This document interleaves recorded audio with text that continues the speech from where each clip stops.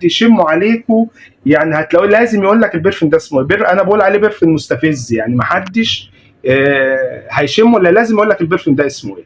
هاك سنت يا جماعه برفن ممتاز وجميل قوي وتحفه، ولكن اهم حاجه ان احنا نتاكد من المصدر بتاعه. نتاكد من المصدر بتاعه. هقول لكم بقى مش كواليتي العلبه ولا كواليتي الازازه ولا اي حاجه من الحاجات دي كلها.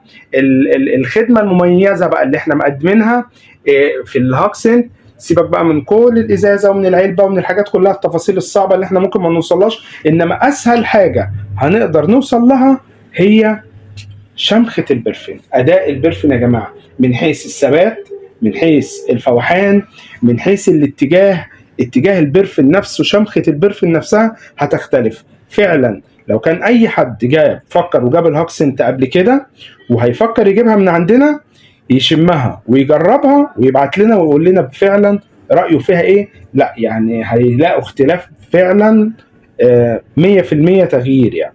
طيب ايه الخدمه اللي احنا مقدمينها يا جماعه كمان معاكم خدمه استرجاع او استبدال المنتج 14 يوم.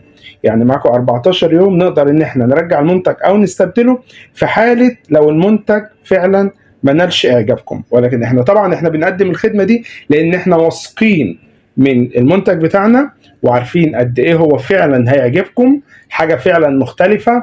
وزي ما انا دايما تعودت مع العملاء بتوعنا وبقولها اكتر من مره، ان البرفن يا جماعه مش فكره زي ما احنا كلنا حافظين ومتعودين ان هو ثبات او فوحان وبس. لا، هي مش الموضوع، مش موضوع ثبات وفوحان وخلاص، لا.